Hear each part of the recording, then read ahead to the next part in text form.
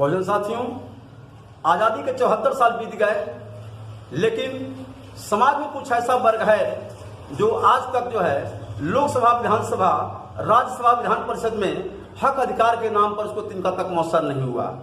जबकि बोधिसत्व बाबा साहेब डॉक्टर भीमराव अम्बेडकर जी 2 साल 11 महीना 18 दिन में संविधान की रचना के माध्यम से सबको 26 जनवरी 1950 को जीने खाने रहने का समान अधिकार दे दिया। आज वही समस्या पड़ी हुई है कि कुछ देश में ऐसे वर्ग हैं जो आज़ादी के संख्या के अनुपात में उनको यहाँ हक अधिकार नहीं मिला।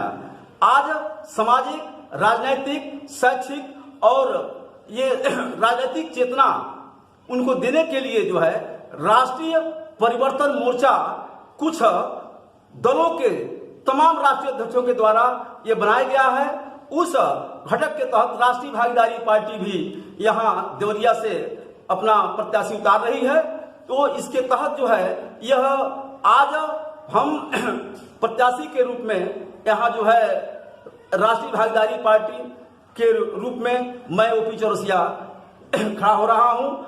और ये जो समस्याएं हैं वर्तमान सरकार की, ये वर्तमान सरकार जो है हम लोगों को प्राचीन काल की सभ्यता में ठेल रही है। ये प्राचीन काल की सभ्यता क्या है, जो पढ़े लिखे लोग हैं वो जानते हैं।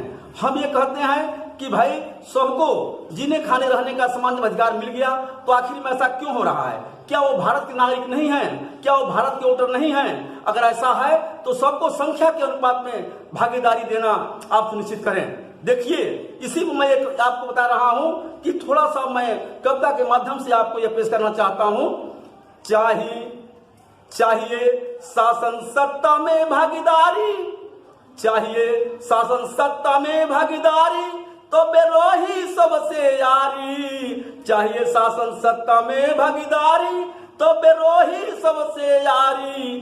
कितनो करब माई माई, सत्ता में अधिकार लेके रहल जाई। जबले जवन जवन भइल, अबले जवन जवन भइल, ख्याल सभे नाही कोइल। अबले जवन जवन भइल, ख्याल सभे नाही कोइल। अपने हक अधिकार के लड़ाई अब लड़ल जाई, सत्ता में भागीदारी लेके रहल जाई। दोस्तों, मैं बताना चाहता हूं आप लोगों को कि अपने हक अधिकार की लड़ाई जो है आप लोग लड़िए। कहते हैं कि हम होशियार हैं, बहुजन साथियों हम होशियार हैं, लेकिन आप लोग क्यों अपने हक अधिकार की लड़ाई लड़ रहे हैं?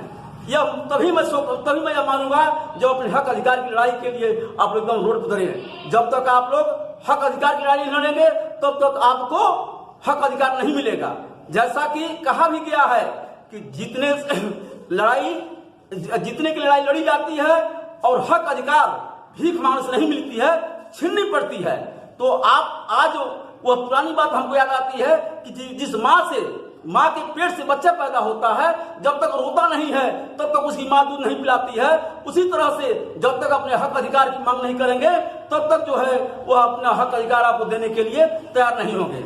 आप इस तरह से जब तक आप सोए रहेंगे, रोड पर नहीं आएंगे, अपने हक अधिकार की मांग नहीं करेंगे, तब तक वो आपका हक अधिकार नहीं मिलेगा।